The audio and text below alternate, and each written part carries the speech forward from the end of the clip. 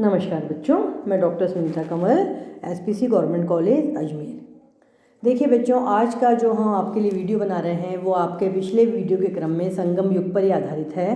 पहले मैंने आपको संगम युग के बारे में बताया था, संगम युग का प्रशासन कैसा था, संगम युग की सामाजिक स्थिति कैसी थी, संगम युग का धर्म कैसा था। तो आज हम लोग देखेंगे कि संगम युग की आर्थिक स्थिति कैसी थी। देखिए, इसमें आप ध्यान से सुनिएगा, 2 नंबर का प्रश्न भी आ सकता है, 4 नंबर का प्रश्न भी आ सकता है कि संगम युग की आर्थिक स्थिति में कौन कौन से पॉइंट्स हुआ करते थे। सबसे पहले हम इसमें लेंगे कृषि। संगम काल में दक्षिणी राज्यों के लोगों की आजीविका का जो मुख्य साधन था वो क्या था? वो कृषि था।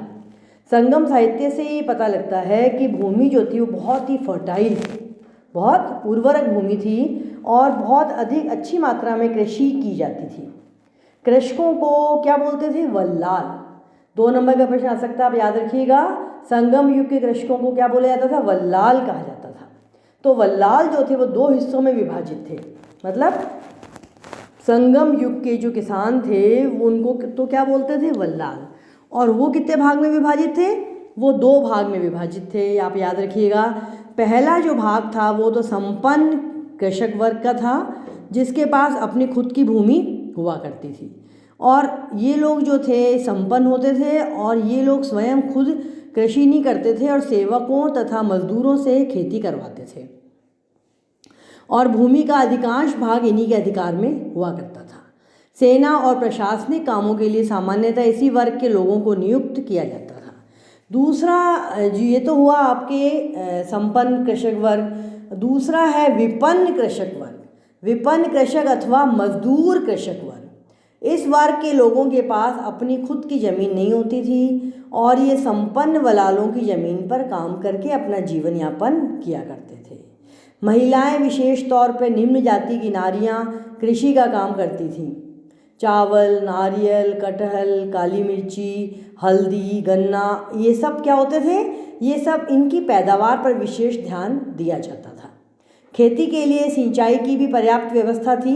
नहर और तालाबों से जो जल सिंचाई के लिए दिया जाता था उस पर राज्य किसानों से अतिरिक्त कर वसूलता था। कुल मिलाकर संगम काल में प्रदेश जो था वो धन धान्य से परिपूर्ण हुआ करता था। तो विद्यार्थियों, ये तो आपके हुआ इनके आजीविका के प्रमुख साधनों में कृषि की बात हुई। अब कृषि के बाद में दूसरी आजीविका का प्रमुख साधन जो हुआ करता था वो था उद्योग धंधों का। संगम काल में लगभग सभी प्रकार के घरेलू कुटीर उद्योग धंधे बहुत ही उन्नत अवस्था में थे। सूती और रेशमी वस्त्रों का उद्योग भी बहुत विकसित हो चुका था। संगम साहित्य की कविताओं में सूती कपड़ों के बारे में कहा गया है कि वे सांप के केंचुल या भाप के बादल की तरह, मतलब इतना प्यारा महीन हुआ करता था। ये एग्जाम्पल दिया है कि उनकी कताई इतनी अच्छी होती थी कि धागे जो थे वो आँखों से भी देखने पर दिखाई नहीं पड़ते थे। मतलब जैसे केंचुली होती है इतनी पतली, भाप के बादल होते हैं इतने पतले, उसी तरह से इनकी व्यवसाय जो था, कताई जो थी इतनी अच्छी हुआ करती थी व्यवसाय के अंदर। बुनाई का काम प्राय स्त्रियाँ करती थी और सूती कपड़े के व्यापार का प्रमुख केंद्र जो था वो उरयूर था। याद रखिएगा, उरयूर सूती कपड़े के व्यापार का प्रमुख केंद्र था। गन्ने से शक्कर बनाने का उद्योग भी काफ़ी विकसित था। ताड़ का रस तैयार करने वालों का व्यवसाय बहुत अधिक हुआ करता था। इसके अलावा बढ़ईगिरी, रस्सी बनाने का व्यापार, अस्त्र शस्त्र का निर्माण उद्योग, स्वर्णकारों का व्यवसाय, चर्म उद्योग, नमक बनाने का उद्योग, भवन निर्माण उद्योग आदि काफ़ी उन्नत अवस्था में थे। अब इसके बाद में बारी आती है व्यापार वाणिज्य की। संगम युग तमिल राज्यों में व्यापारिक उत्कर्ष का युग था। संगम साहित्य में तत्कालीन व्यापारिक गतिविधियों का व्यापक चित्रण मिलता है और समुद्र में जहाज़ों का मार्ग निर्धारित करने के लिए लाइट हाउस या प्रकाश स्तंभ बनाए जाते थे और बंदरगाह हुआ करते थे। कई तरह के बंदरगाह थे जिनमें नीरा, कोरकई, मुशीरी आदि प्रमुख बंदरगाह थे। इन बंदरगाहों पर यवन लोग जहाज़ों में सोना और अपने देश का सामान लेके पहुंचा करते थे। यहाँ की मुख्य निर्यातक वस्तुएं थी काली मिर्ची, सूती वस्त्र, मलमल, रेशमी वस्त्र, हाथी दांत, मोती, कीमती रत्न, हीरे, नीलम और कीमती पत्थर आदि हुआ करते थे।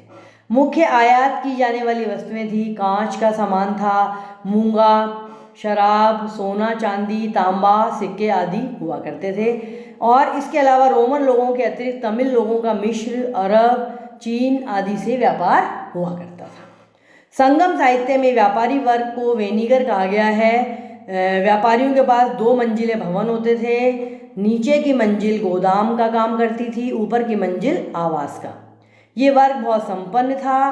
पुरातात्विक साक्ष्यों से पता चलता है कि तत्कालीन नगर एक प्रसिद्ध व्यापारिक केंद्र था, जहां वस्तुओं को एकत्र करके भारत के विभिन्न भागों में बेचते थे। और आप देखिए कि ये व्यापार के जो प्रमुख साधन हुआ करते थे, भारत से व्यापार होने वाली वस्तुएं भी बहुत सारी हुआ करती थीं। आंतरिक व्यापार में वस्तुओं को एक स्थान से दूसरे स्थान पर ले जाने पर शुल्क भी वसूल होता था। तो विद्यार्थियों, ये तो आपके हुआ संगम काल का आर्थिक जीवन, कृषि, उद्योग धंधे और व्यापार और वाणिज्य। अब हम अगले वीडियो में आगे का विवरण देखेंगे संगम युग का। धन्यवाद।